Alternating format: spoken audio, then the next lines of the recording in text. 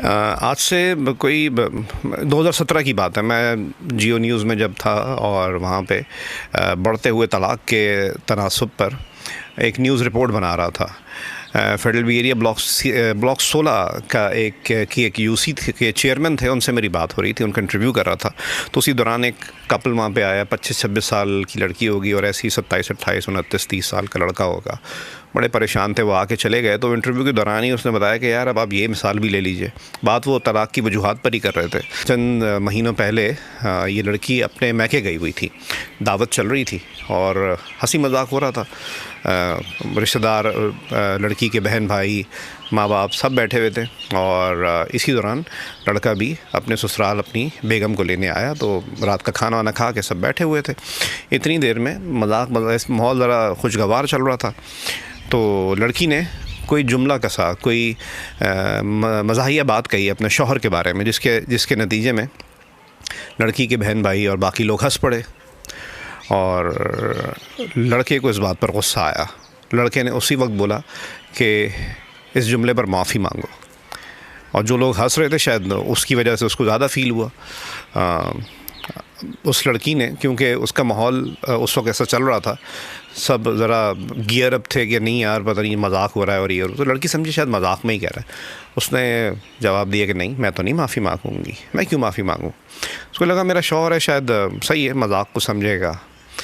اس نے پھر بولا کہ معافی مانگو ورنہ میں طلاق دے دوں گا. اب کون امیجن کر سکتا ہے جی. اس لڑکی نے پھر یہ سمجھا کہ یہ شاید مذاق میں کہہ رہا ہے.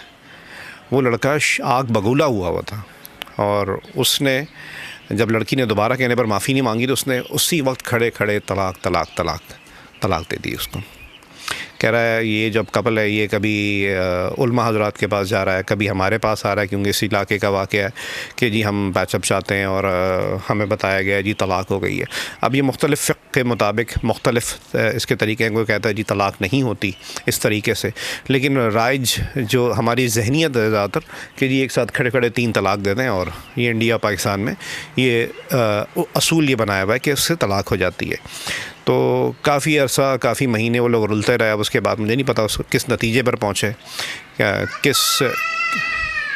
کس نتیجے پر پہنچے, کس مشورے پر عمل کیا. لیکن اب اس واقعے سے ہمیں کئی قسم کی سیکھ ملتی ہے. سب سے بڑی سیکھ تو یہی ہے کہ بھائی غصہ آپ کی زندگی رول کے رکھ دیتا ہے. اب جس پیریڈ میں یہ لوگ اس کام میں لگے ہوئے تھے, وہ اپنی ترقی, اپنی سوچ, اپنے گھر کی ترقی, مالی بہتری, فیملی بڑھانا, ان چیزوں کو سوچتے ہو بجائے اس میں وہ ان چیزوں میں لگے ہوئے تھے کہ ایک غلطی ہو گئی. لڑکے کو اپنے غصے پہ قابو رکھنا چاہیے تھا. بینگ اے مین میں سمجھتا ہوں ہمارے ہاں جو پاکستانی جو مرد ہیں, ہم لوگ جو ہیں, ہمارا سب سے بڑا ہتھیار عورت کو نیچا دکھانے کا یہی ہوتا ہے. جب ہمیں آرگیومنٹ ختم ہو جاتے ہیں تو ہم کہتے ہیں جی طلاق دے دیں گے. طلاق ہمارے ہاں ایک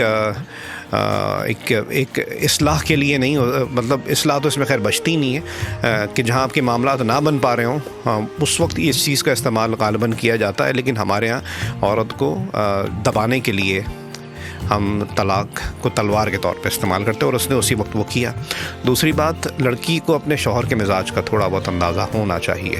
اگر اس کو نہیں اندازہ تھا تو جب اس نے کہہ دیا تھا, تو چاہے وہ اس کا شوہر نہیں بھی تھا, تو آپ کو اتنی تربیت میں لڑکیوں کی چیز ہونی چاہیے کہ کسی کو کوئی بات بری لگی ہے تو آپ ایکسکیوز کر لیں.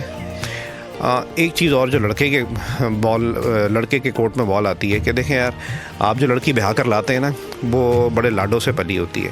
باپ اپنی بیٹیوں سے, ہمارے پاکستانی معاشرے میں 1000 برائیاں صحیح, لیکن ہمارے یہاں بیٹیاں بڑے نازوں سے پالی جاتی ہیں. معافیاں کون منگواتا ہے اپنی بیٹیوں سے؟ تو بیٹیوں کو پتہ ہی نہیں ہوتا کہ ہم نے معافیاں مانگنی ہوتی ہیں. وہ پھر جب شوہر آتا ہے تو اتنی بار معافیاں منگواتا ہے, پھر لڑکی کو پتہ لگتا ہے کہ ہم کس معاشرے میں رہتے ہیں. تو لڑکے کو اس وقت سمجھنا چاہیے تھا کہ دیکھو اس کو میں آرام سے اس چیز کو ڈیل کر سکتا ہوں, بعد میں سمجھا دوں کہ میرا مزاج ایسا نہیں ہے, آئندہ مت کرنا ایسا. آئندہ ہو تو پھر اس کا جو ڈیو پروسیجر ہے اس کے تحت بھائی آپ الگ ہو جائیں. پہلے سپریشن دیکھ لیں, پھر اس کے بعد دیکھ لیں.